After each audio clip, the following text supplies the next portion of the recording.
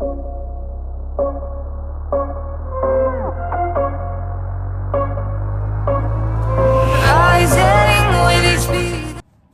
दोस्तों, मैं हूं मुसाफिर और आज फिर एक नई वीडियो के साथ आपके साथ।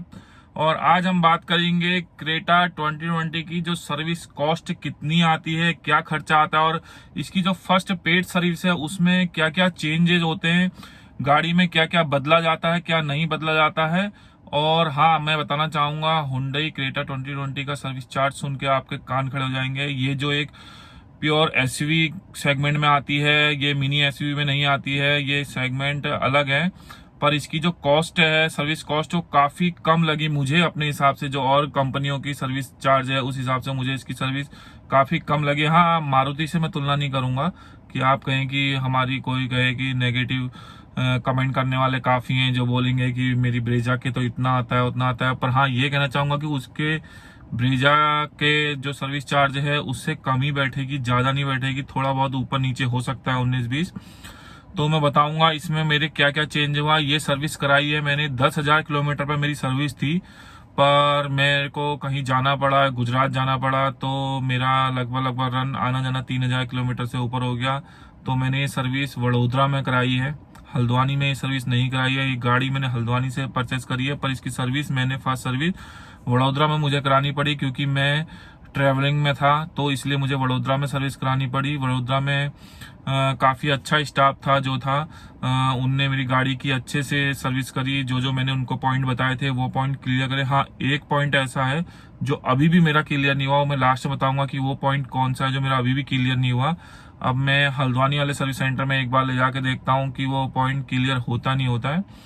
तो इसका जो मेरा चेंज हुआ गाड़ी में, मेरा एयर फिल्टर चेंज हुआ है, इंजन ऑयल चेंज हुआ है और एक एसी फिल्टर चेंज हुआ है। एसी फिल्टर मैं आपको दिखाता हूँ। एसी फिल्टर तो पूछो मत, हद ही बिल्कुल डस्ट से बिल्कुल चोक हो गया था। वो तो मैं सोच रहा हूँ कि इसकी एसी की कूलिंग इतनी अच्छी थी, उसके बाद भी मुझे अच्छी खासी कूलिंग महसूस हो रही थी, पर मुझे लग नहीं रहा था कि इसका एसी का फिल्टर इतना ज्यादा चोक हो रहा होगा। पर ये बहुत ज्यादा चोक था। मैं आपको दिखाता हूँ इसका एसी फिल्टर और इसका एयर फिल्टर दोनों दिखाता हूँ कि इसमें क्या क्या कितनी डस्ट भरी हुई। तो चलिए मैं आपको दिखाता हूँ। ये देखिए, ये हुंडई का जेन्युइन पार्ट है। ये देखिए, सीरियल नंबर भी आप चेक कर सकते हैं। ये मेरा है, देखिए इसकी एमआरपी कितनी है, 449 ओनली। ये मेरा एसी फिल्टर है और ये जो है ये एयर फिल्टर है। ये देखिए, इसका सीरियल नंबर आप चेक कर सकते हैं। एयर फिल्टर है ये मेरा। इसकी एमआरपी कहाँ लगी है, हाँ 320 रुपये की इसकी एमआरपी है। और जो बाकी चार्ज मेरा लगा वो लेबर चार्ज और ऑयल चार्ज लगा। मैं दिखाता हूँ ये इसकी हालत कितनी बुरी है। ये देखिए, ये पूरा आपको दिख रहा होगा, ये देखिए कितनी डस्ट भरी थी इसमें। ये इसका एयर फिल्टर है, काफ़ी गंदा हो गया था। ये देखिए, काफ़ी गंदा हो गया था। 10,000 किलोमीटर के आसपास मैंने चला ली थी, 11-12 हज़ार किलोमीटर के आसपास में, और इसका एसी फिल्टर बिल्कुल बंद हो गया था। तो दोस्तों ये ध्यान रखना कि अगर आपका एसी फिल्टर, आपने गाड़ी कम चलाई है तो आप एसी फिल्टर ना चाहे तो चेंज भी नहीं करा सकते, अगर वो क्लियर रहे। हाँ, जैसे ये देखिए इस तरफ से क्लियर है जो अंदर की तरफ को सक्शन करता है, तो अगर इतना वाइट है आपका तो आप चेंज नहीं करा सकते। पर हाँ, अगर इतनी डस्ट है ये देखिए तो आपको चेंज कराना ही पड़ेगा। और एसी फिल्टर में आपको दिखाऊंगा, एसी फिल्टर तो इसका माशाअल्लाह ही हो रहा है। दिख रहा है आपको कुछ?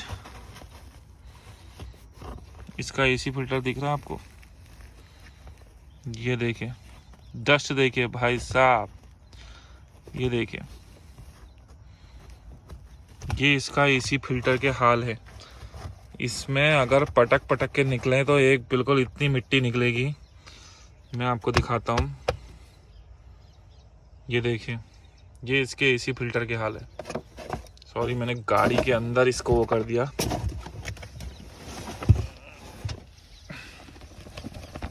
ये देखिए इतनी डस्ट थी इसके एसी फिल्टर में। ये देखिए बिल्कुल ख़त्म हो गया था ये। इसकी जो एयर की प्योरीफाई करने की क्षमता होती है वो भी ख़त्म हो गई थी, क्योंकि इसके पूरे ख़त्म हो गए थे। तो ये इन 2 फिल्टरों की कहानी थी। बिल्कुल कंटम हो चुके हैं ये। इनकी MRP मैंने आपको दिखा दी। ये हुंडई के जेन्युइन पार्ट है, बिल्कुल MRP दोनों की मैंने आपको दिखा दी थी कि कैसी है करके। तो ये मैंने इनके फिल्टरों की आपको कंडीशन दिखाई, कितनी बुरी कंडीशन हो रही थी, जबकि मैं उतना डस्ट वाले एरिया में चलता भी नहीं। पर आपको पता ही आजकल पॉल्यूशन कितना हो गया, पक्की सड़कें आधी से ज्यादा टूटी हुई है, जगह जगह बहुत बुरा हाल है। तो इनसे बिल्कुल डस्ट से बिल्कुल खत्म हो गए थे। अभी काफी बेटर फील कर रहा हूँ। जो नया फिल्टर लगा काफी अच्छा फ्लो दे रहा है। और मैं बताना चाहूंगा, जो मैं प्रॉब्लम बता रहा था वो AC से रिलेटिव ही प्रॉब्लम है, जो मेरी सॉर्ट आउट नहीं हुई। वो ये प्रॉब्लम है, जो मेरा लेफ्ट साइड का AC वेंट है डोर के पास का, वो जैसे ही उसको मैं ज्यादा फ्लो में तो आवाज फील होती नहीं है, पर अगर 1 नंबर पे मैं उसको रखता हूँ तो उसमें साउंड आता है, हल्का सा किरकिर किरकिर की साउंड आता है। मुझे ऐसा लगता है कि उसके फैन में या तो कुछ फंसा या लगा हुआ है, क्योंकि मैं जब गाड़ी सर्विस के लिए देके आया तो मैं छोड़ के आ गया, तो उन्होंने, मुझे लगता है या तो उनके दिमाग से निकल गया, और मैं भी डिलीवरी लेते समय ध्यान देना भूल गया कि उसमें आवाज चेक करूं नहीं करूं, वो मेरी भी मिस्टेक रही। तो अब मैं हल्द्वानी पहुंच चुका हूं। अब मैं हल्द्वानी में इसको एक बार दिखाऊंगा, इसकी प्रॉब्लम इसको खुलवा के। तो ज्यादा उतनी बड़ी प्रॉब्लम है नहीं, मुझे लगता है कि सॉर्ट आउट हो जाएगी। और हाँ, सर्विस कराने के बाद मेरा माइलेज में थोड़ा अंतर आया है, क्योंकि जब मैं यहाँ से वडोदरा को गया था तो मेरी गाड़ी ने 18.5 18 पॉइंट के आसपास मुझे एवरेज दिया था पूरा हाईवे, जो कि मेरा 1500 किलोमीटर के आसपास का रन था। और वापसी में जब मैं आया हूँ तो मेरी गाड़ी ने एवरेज मेरे को 19.5 से 20 के आसपास का एवरेज मुझे गाड़ी ने दिया है। और काफी स्मूथ चल रही थी गाड़ी। शुरू में मुझे ऐसा लगा कि काफी अंतर है गाड़ी में चलाने में, क्योंकि नया ऑयल पड़ा था तो थोड़ा वो हो रहा था, दिक्कत जैसी लग रही थी कि मुझे थोड़ा फील आ रहा था, हैवी फील आ रहा था। पर 100-150 किलोमीटर चलने के बाद बिल्कुल गाड़ी की रनिंग जो है काफी स्मूथ हो गई, काफी मजा आ रहा था हाईवे में क्रूज करने में गाड़ी को। तो मैं बताना चाहूंगा दोस्तों, इसकी सर्विस कॉस्ट जो मैंने शुरू में बोली थी कि मुझे काफी कम लगी, मेरे हिसाब से काफी कम लगी। इसकी सर्विस कॉस्ट जो पड़ी थी वो मुझे पड़ी 4200 ओनली। 4200 में आप एक क्रेटा जैसी गाड़ी की सर्विस ले पा रहे हैं, तो ये मैं मानता हूं कि काफी सस्ता है। अब क्रेटा का सेगमेंट जो है आजकल 4000-5000 की सर्विस नॉर्मली, सेंट्रो में, आप i20 में, इनमें नॉर्मली सर्विस ऐसी आ जाती है कि 4-5 हजार। पर क्रेटा में मैं सोच रहा था कि 5 से 6 हजार की सर्विस मुझे कम से कम लगेगी, पर जब 4200 का बिल आया तो मैं चौंक गया, वाह क्या बिल था। पर और एक चीज और बताना चाहूंगा क्रेटा के बारे में ही, मैं आपको बताना चाहूंगा, काफी कमेंट आ रहे हैं कि क्रेटा, और जो मैंने इको स्पोर्ट का वीडियो बनाया था उस पर काफी कमेंट आए कि इको स्पोर्ट ये है भाई, क्रेटा ये है, इको स्पोर्ट क्रेटा से बेटर है। मैं बताना चाहूंगा जिन लोगों ने मुझे कमेंट किया है, भाई लोगों, क्रेटा अलग सेगमेंट की गाड़ी है, इको स्पोर्ट अलग सेगमेंट गाड़ी है। मैंने लोगों के कहने पे, मेरे जो सब्सक्राइबर थे उनके कहने पे मैंने उसका कंपेयर बनाया था, और मैंने एक अपनी चॉइस बताई थी, अपनी राय बताई थी। ये नहीं कि मैंने सबकी राय के हिसाब से बताया था कि आपको क्या पसंद है। जाहिर सी बात है, हर किसी की पसंद एक जैसी नहीं रह सकती है। हाँ, मैंने ये जरूर बताया था कि क्रेटा की हैंडलिंग मुझे इको स्पोर्ट से बेटर लगी, क्योंकि इको स्पोर्ट की हैंडलिंग मुझे हार्ड लगी। हाईवे क्रूज करते समय उसकी पकड़ अच्छी लगेगी आपको, पर सिटी के अंदर आपको उसकी जो स्टीयरिंग की राइड है काफी हार्ड लगेगी। और मैं बताना चाहूंगा, जो नई इको स्पोर्ट आ रही है उसमें ये चेंज किया गया है कंपनी द्वारा। अगर इसकी राइडिंग इतनी ही बेटर थी तो कंपनी इसको चेंज नहीं करती। स्पेशली ये चीज चेंज होके आएगा इस बार, आपको उसकी राइडिंग में काफी अंतर लगेगा। तो दोस्तों, इसी के साथ ये वीडियो समाप्त करना चाहूंगा। मैं बस लोगों को दिखाना चाह रहा था कि क्रेटा जो लोगों ने एक हवा बनाया था, बड़ी गाड़ी, बड़ी सर्विस, बड़ा चार्ज, काफी कॉस्टली, मेंटेनेंस कॉस्ट बहुत ज्यादा है, तो ऐसा बिल्कुल नहीं है। क्रेटा की कॉस्ट मात्र 1 साल में आप 4200 रुपए दे सकते हैं भाई, इतनी बड़ी गाड़ी के लिए जिस हिसाब से रन कर रहे हैं। हाँ, मेरी रनिंग थोड़ा ज्यादा है तो उस हिसाब से मेरे को 6 महीने में ही सर्विस करानी पड़ी गाड़ी की। 6 महीने में मेरी गाड़ी 10,000 पार हो गई थी।